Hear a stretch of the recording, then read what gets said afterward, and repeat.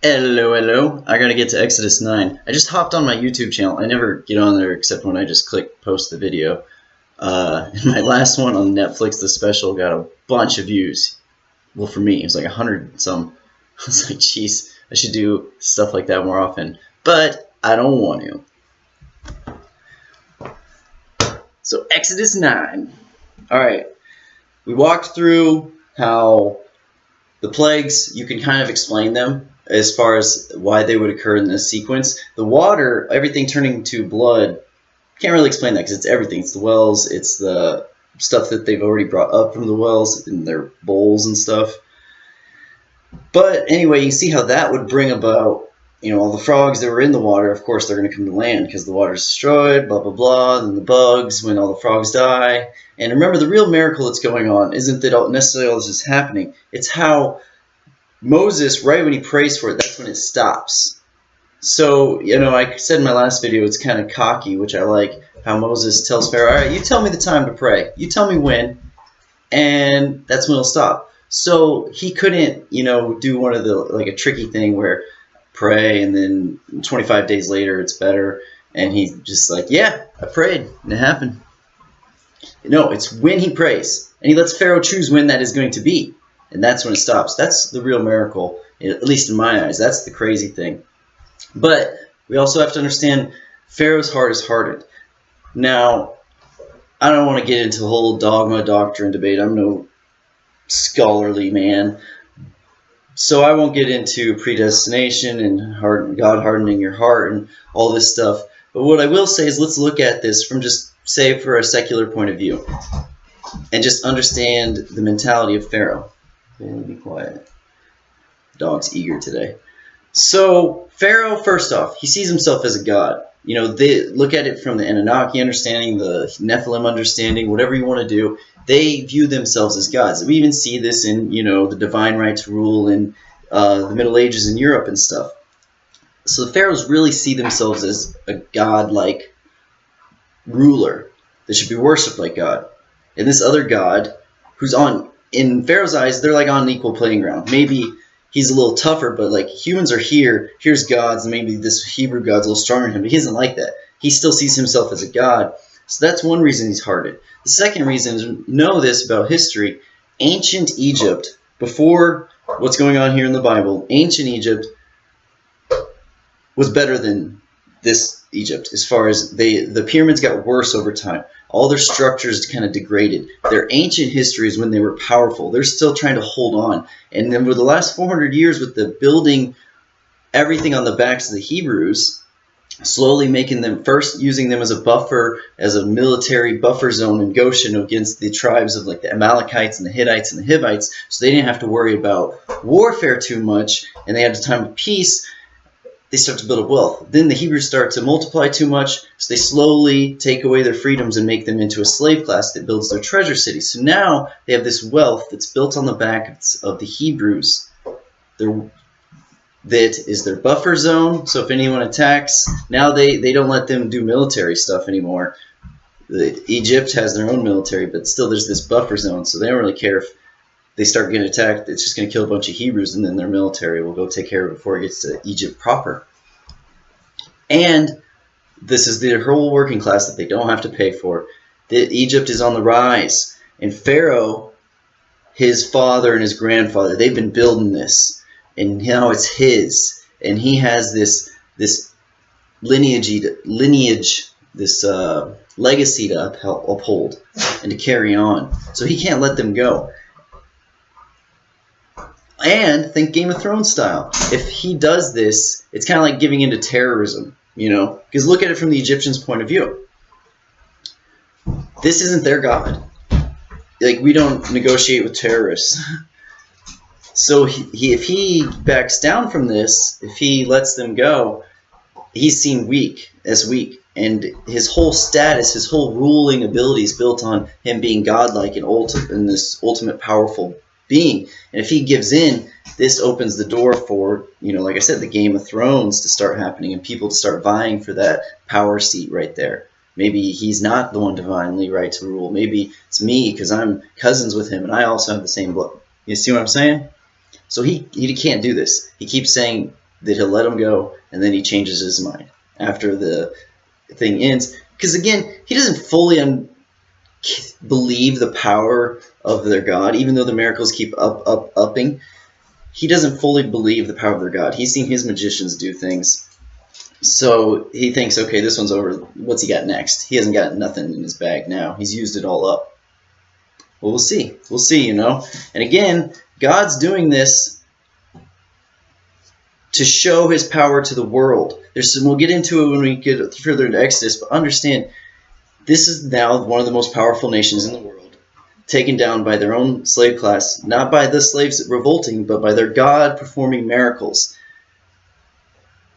This frightens other people when the Israelites are wandering in the desert. Yes, they do get attacked, and we'll get into that, but nowhere near the level they would have gotten attacked if they hadn't just decimated the Egyptians. And it shows the power of their God. So these other nations know the power of their God. It's showing his power, and it's also just and righteous. For Pharaoh committed genocide against an entire generation of Hebrew slaves. An entire generation genocides them. So God's going to repay that favor, and it's never going to be the same again. Egypt is never the same again after this. Now, they never really totally go away, obviously, but just like, Greece never really totally went away. But their power is never the same after this happens. Let's get right into it, though. That was too much of a rundown. Then the Lord said to Moses, "Go to Pharaoh and say to him, 'This is what the Lord, the God of the Hebrews, says. Let my people go so that they may worship me. If you refuse to let them go and continue to hold them back, the hand of the Lord will bring a terrible plague on your livestock in the field, on your horses, donkeys, and camels, and on your cattle, sheep, and goats. But the Lord will make a distinction between the livestock of Israel and that of Egypt, so that no animal belonging to the Israelites will die.'" Now, again, I'm no scholar. I put it every time, this is a simple man. But I try to do my research ahead of time. And in the last video I mentioned, it's not really clear whether or not the plagues affected the Hebrews in Goshen very much or not. You have to assume that they would affect them somewhat. I mean, the blood, they used the Nile. The frogs, I'm sure they didn't just go to one side. The bugs and all this stuff, the gnats. But I tend to think that it didn't affect them nearly as much. I think it would have been mentioned if they were being harshly affected as well. But maybe they were. What's important, though, is this is where the distinction is made. It says right here, God will make a distinction between them. This is where Pharaoh will see the distinction. He'll make it clear to Pharaoh. Understand that. So whether or not the earlier plagues affected the Hebrews or not, just know that this is where the distinction comes in. None of their animals will die, and none of the Hebrews. The Lord set a time and said, "Tomorrow the Lord will do this in the land," and the next day the Lord did it. All the livestock of the Egyptians died, but not one animal belonging to the Israelites died. Pharaoh investigated and found that not even one of the animals of the Israelites had died. Yet his heart was unyielding, and he would not let the people go. Again, he can't do it. One, God's hardened his heart. But two, he can't. What we just talked about. If he gives it up, his cousins and everyone are going to start fighting for him for power because he just showed weakness. If he lets them go, who knows what's going to happen, even if it's just for the 3 days. That's their entire working class. Their entire working class. Gone. All right. So Pharaoh's like, whatever. Our animals are dead. Theirs aren't. Screw you. Then, the plague of boils. Then the Lord said to Moses and Aaron, "The handfuls of soot from a furnace, and have Moses toss it into the air in the presence of Pharaoh. It will become fine dust over the whole land of Egypt, and festering boils will break out on people and animals throughout the land."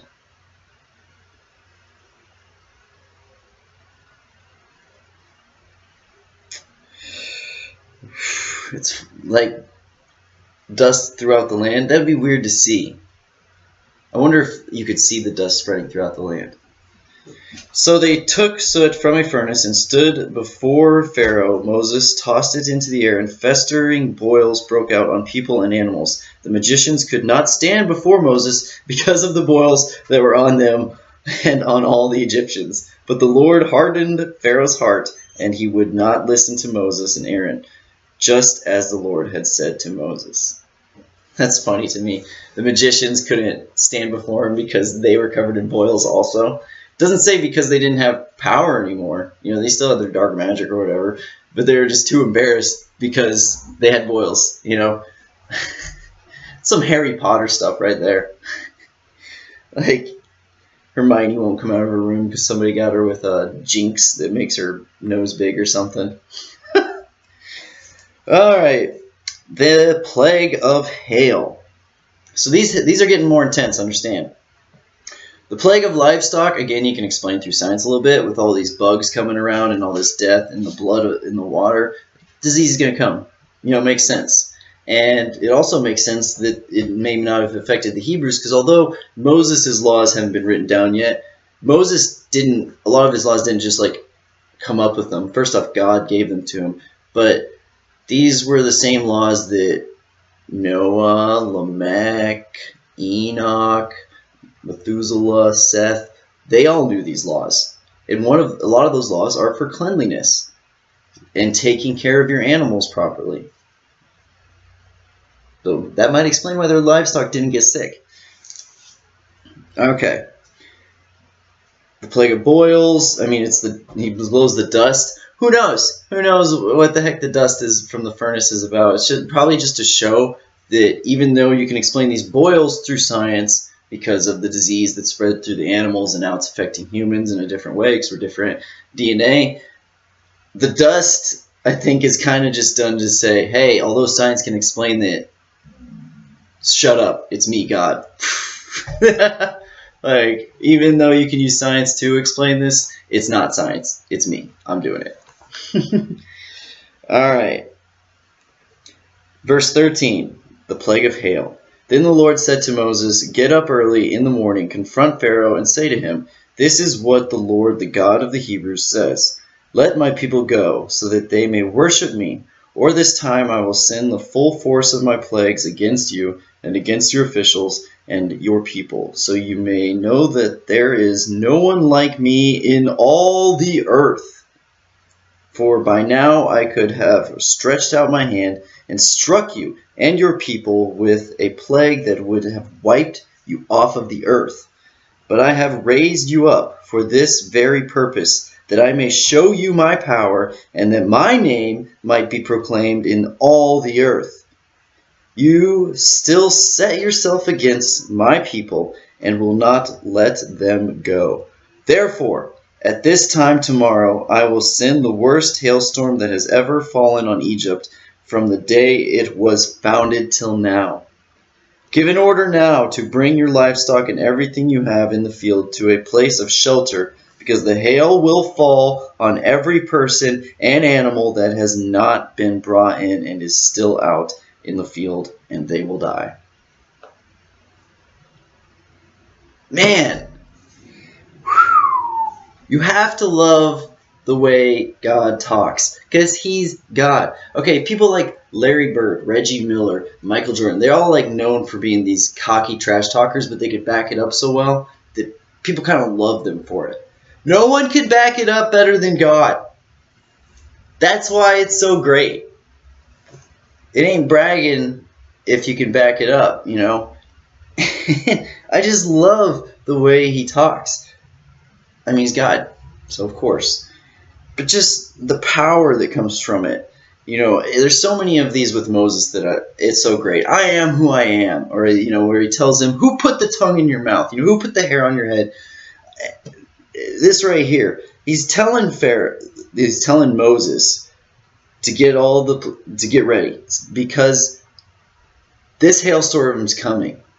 And I've done this for a reason. I could have at any moment wiped all of the Egyptians off the face of the earth in the snap of my fingers. I've left them there for a reason, so that the whole world will know my power, so that the whole world will know my righteousness.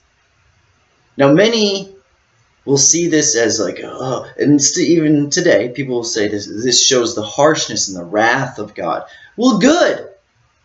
Understand God has wrath. Guess how you get that wrath? I don't know. A mass genocide of every male baby that's born because they're of a different nationality. How about that one? You think it's righteous to let that civilization that thinks that's a proper way to live, a civilization that has no qualms about doing that, to let them go?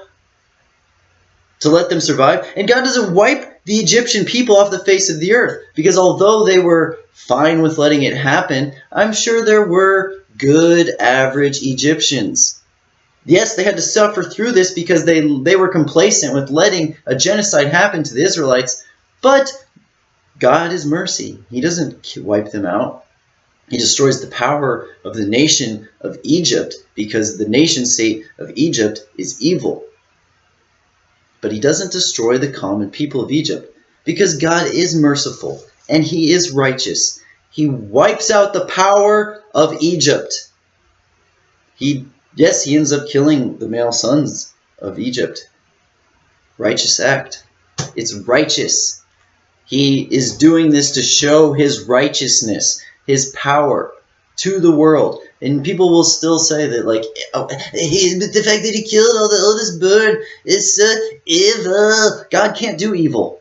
Stupid. Sorry, I shouldn't have said that. God doesn't do evil. And if you would take yourself back and look at it, this is why so many people would never be made good kings. You know? How can you just let this nation go on without punishment for doing this? If you believe that we're all equal, how can you be okay with a Pharaoh, a man, deciding, and all of the people under him saying it's fine, go for it, we don't care, to kill an entire generation of male babies of the Israelites with no retribution? So, the plagues were evil, and God shouldn't have done that because the Egyptians didn't deserve it. BS. If they didn't deserve it, he wouldn't have done these plagues. That doesn't mean everything that bad happens to us is done because we deserve it. But guess what? God does show his wrath, and he uses it to show his power. If he would just given a plague to all of Egypt and wiped them off the face of the earth, that would have been, not only wouldn't have shown his power very well, because he could have just said it was a plague, all these together show his power, but also that wouldn't have been just.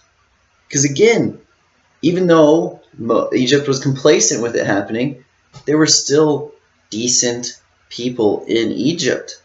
Probably not none in the ruling class, but there were still decent people in Egypt. And God doesn't wipe them all out, but he wants them to know his power and wants them to know they should never let this happen and they need to change their ways. Otherwise, look at what's coming for you.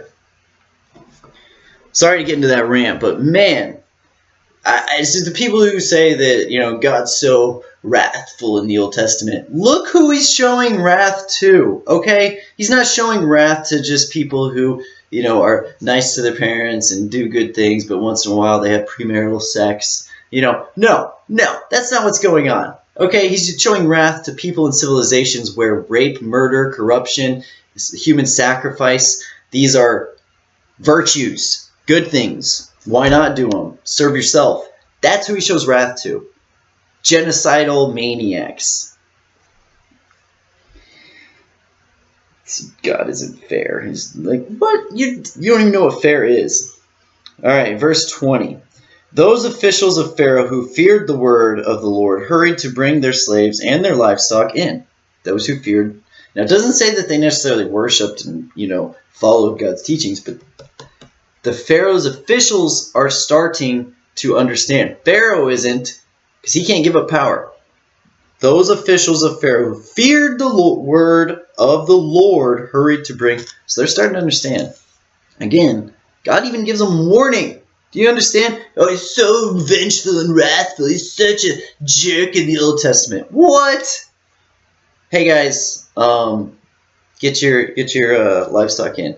He even says to the Egyptians, they find out that if they put a lamb's blood around their house, as the sacrificial lamb, then the Spirit won't kill their firstborn son. So he gives them warnings every time even. And some of them listen. So they bring their livestock inside. But those who ignored the word of the Lord left their slaves and livestock in the field. Then the Lord said to Moses, "Stretch out your hand toward the sky so that the hail will fall all over Egypt, on people and animals and on everything growing in the fields of Egypt." When Moses stretches out his staff toward the sky, the Lord sent thunder and hail, and lightning flashed down on the ground. So the Lord rained hail on the land of Egypt. Hail fell and lightning flashed back and forth. It was the worst storm in the land of Egypt since it had become a nation. Throughout Egypt, hail struck everything in the fields, both people and animals.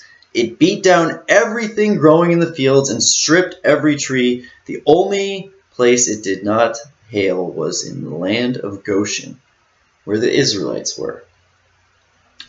Ironic. Then Pharaoh summoned, real quick, so it fell on the slaves and I'm sure the officials who feared the Lord brought their slaves and brought their livestock inside so that they would be saved from the hail. Those who didn't fear the Lord and ignored it, theirs all died, obviously. And you can say, oh, those poor slaves, those poor slaves. Yes, those poor slaves. First off, they were slaves. So already it probably bit the big one to be them. And I'm sure if they were righteous and good people, guess what? They're saved. Don't worry about it. I mean, a lot of them might have been Israelites, Hebrews, if they're slaves. And it doesn't mean that they were, just because you're a slave doesn't mean you're a good person either. But they see this as their livestock. Slaves are their livestock. God is destroying their power. And you can say, those poor slaves. I just don't look at death as a poor thing. Like, if you're a good person, why would you fear death? You know, the only people who really fear death, I think, are the ones who don't think that they've lived a good life. Now, that being said, I have sin to answer for. But this is what I've always known. And R.C. Sproul talks about this. If God condemns me to hell for my sin, I will go to hell worshiping Christ's name. You know, the only person I can see God condemning to hell is myself, because I know that I have sinned. But I think that might even be like a test, like a true believer in God, because it says those that he condemns will say, well, look at what I did for you, look what I did for you. And he says, I know you're not. Maybe he says that to all of us, and those who accept God's righteousness, accept that it's just, and then he shows us grace. I don't know. But in either case, unless you've done real wicked and denied God and, you know, denied the Holy Ghost and all this stuff, and you think that you have punishment to answer for, or if you're too attached to the materialistic world and you just love those materialistic world, other than those two things, why would you fear death? You know? Anyway, I keep going on these tangents. Verse 27, Then Pharaoh summoned Moses and Aaron. This time I have sinned, he said to them. The Lord is in the right, and I and my people are in the wrong. Pray to the Lord, for we have had enough thunder and hail. I will let you go. You don't have to stay any longer. Moses replied, When I have gone out of the city, I will spread out my hands in prayer to the Lord. The thunder will stop, and there will be no more hail, so you may know that the earth is the Lord's. But I know that you and your officials still do not fear the Lord, God.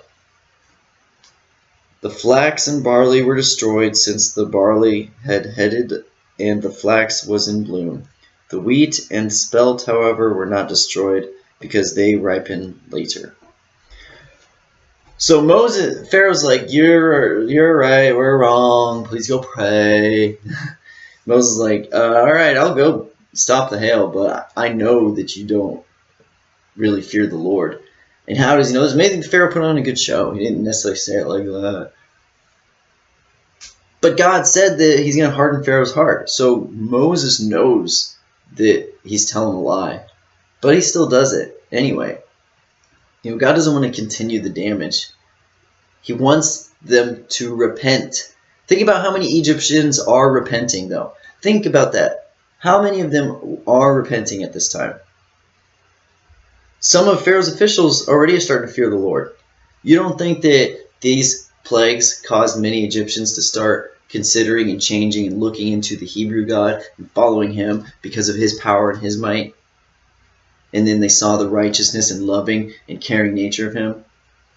I mean, hello, again, the covenant is about being priests unto the world. It's not about your line only being the ones that will ever inherit the earth or go to heaven. No, Abraham's covenant is to be a priest unto the world, to show God's glory to the world so that they will know God. It's happening. It's happening right here.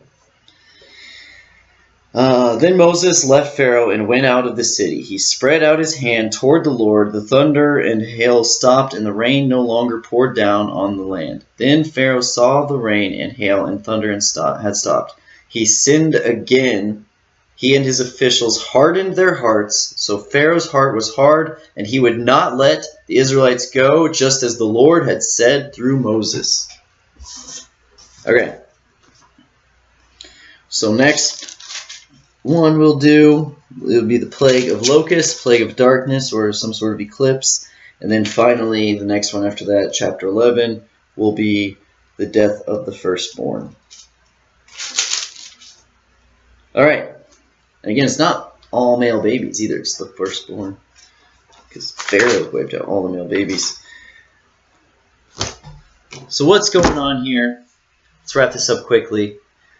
Pharaoh will not change his mind. We already went over it. I won't go it again. But there are multiple reasons that he's not going to change his mind. Outside of God hardening his heart. Again, I try to look at this maybe from a secular point of view in understanding the history of it. He can't let this happen or he loses his power hold on the nation as it's on a rise. This is when people want power because it's on a rise. He can't do it.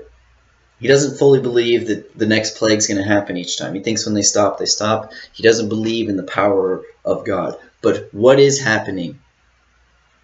Those people around, think about all the travelers and the merchant caravans and everyone who's seeing this happen. Think about the average everyday Egyptian who's seen this happen. Think about the Pharaoh officials who are starting to fear the Lord. People are starting to see and wake up, and their children and their children's children will start to follow the Lord God. Just because the Israelites are the only ones that really continue as a nation state holding on to the word of God, that's why they have the covenant. They're supposed to do that. They have to hold on to the understanding of it. Doesn't mean that there aren't pockets here and there of people and families who start to hear it and understand it. This is what Abraham was doing. Again, what happened to all of Abraham's retainer that he was a priest unto? They followed they followed his Lord, his God, the God of Abraham. They were his descendants. What do you think happened to them? Huh? What do you think happened to all those people that he talked to about God on the road? Pockets of non-Israelites are waking up to the God of Abraham. Now, their understanding over generation, they may die out, they may join in with Israel, they may just never become a nation state and powerful. They may eventually their descendants start following another nation state's powerful religion. But for a few generations or forever, these pockets of people are coming to the Lord and their families are blessed through seeing this, through seeing God's power. And the world knows his power. This is one of the most beautiful stories in the Old Testament, and it's seen as such a vengeful and awful one. And to me, that's sad. And I think it's just propaganda, really. Because if you fully understand the story, you see that what I've always said, that God is God, and we know he's God because of three, in my opinion, there's maybe more, I don't know, in my opinion, three defining characteristics that we know God is God. He's just, he's righteous, and he's loving. If you're not loving, you can't be fully just. If you're not just, you can't be fully righteous. You can't be one without all the other three. And God is righteous, just, and loving. And he shows it in this. And you may say this isn't just, this isn't righteous, this is wicked. Then you haven't read the full story, and you're ignoring the facts. And you're ignoring the fact that this is the last characteristic, but this is what these three make him. Make God. These three characteristics make God this thing. And that is, God is holy. And you are not. All right, everyone. I hope you enjoyed. Have a wonderful afternoon, or morning, afternoon, evening, or good night. God bless.